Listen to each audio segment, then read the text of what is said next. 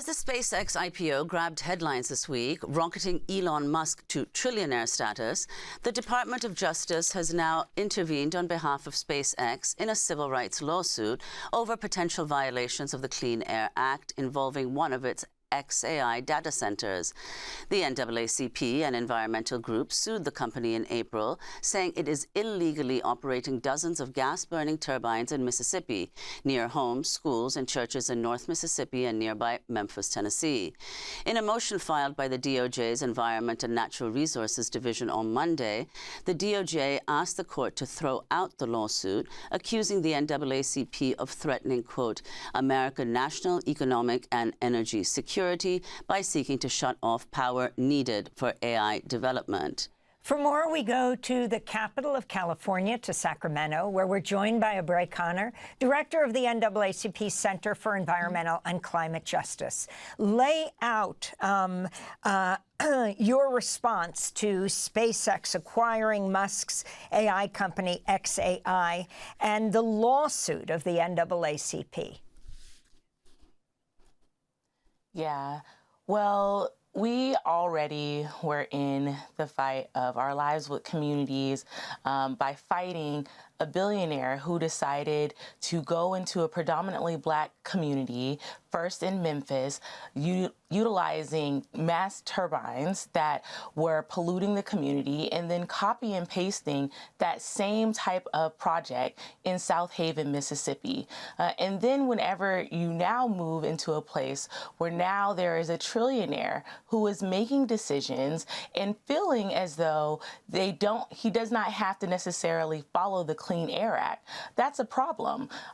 We filed a lawsuit because the Clean Air Act is still the law of the land. You cannot actually just go into a community, start polluting, and not actually try to get the permits. Regardless of who is potentially in office, the Trump administration, that does not mean that the law does not apply to you. And so that was why we first filed our lawsuit in South Haven. We then filed a motion for a preliminary injunction because there are now nearly 60 methane gas turbines that are operating in these frontline communities. And we're saying to the court, that there needs to be action more soon. And once we filed our case, we started to hear rumblings that the U.S. Department of Justice was planning to get involved because they do have to make that information public. And what we found out, unfortunately, was that for the first time, the U.S. Department of Justice, even though their mission is supposed to be to protect people, civil rights, the public interest, that they are intervening in a way to support a trillionaire.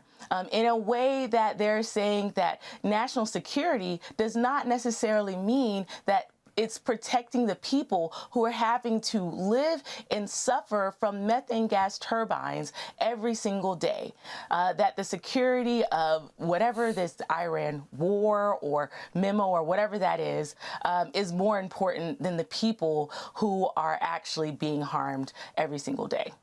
So, and Abre, as you said, it's quite extraordinary for the U.S. To intervene on behalf of a polluter rather than to intervene to enforce the law.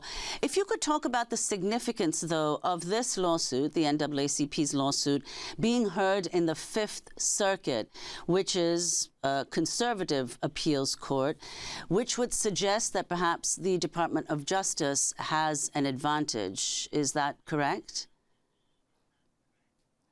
Well, what we know to be the fact is that the Clean Air Act, regardless of who the judge is, regardless of who the court is, that's still the law. And we know that it's important for us to make the case when we're in court that this is not that any type of executive order that is being utilized to greenlight these types of projects, that's not the law. And so we're continuing to move forward.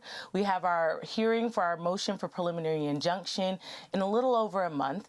And so that's important. It's important that we're going to move forward. It's important that regardless of who the judge is, regardless of the court, that we are still utilizing what is the actual law, which is is that you cannot move forward with a gas plant the size of what xAI and Elon Musk is trying to operate without actually following the law.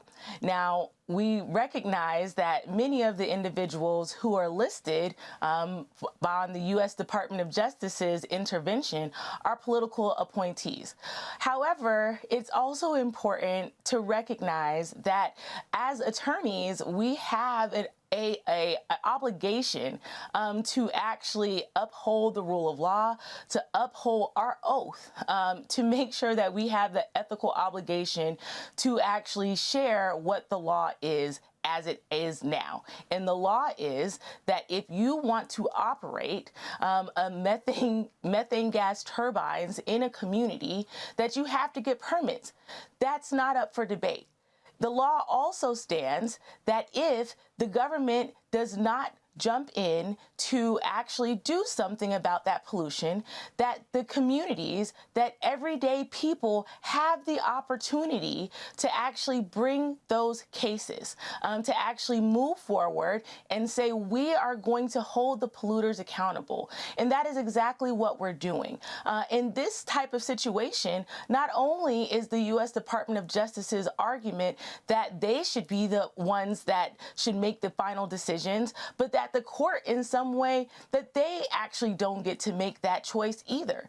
That's a problem for democracy overall. That's something that we all should be concerned about. We should be concerned about this type of authoritarian rule to say that a trillionaire and an administration that is moving forward in a way of bullying everyday people and civil rights organizations, that they should be the ones to make the decisions about our health, about pollution in communities, about stopping sacrifice zones from being furthered because of an agenda that does not serve everyday people.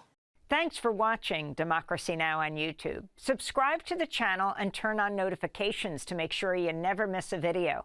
And for more of our audience-supported journalism, go to democracynow.org, where you can download our news app, sign up for our newsletter, subscribe to the daily podcast, and so much more.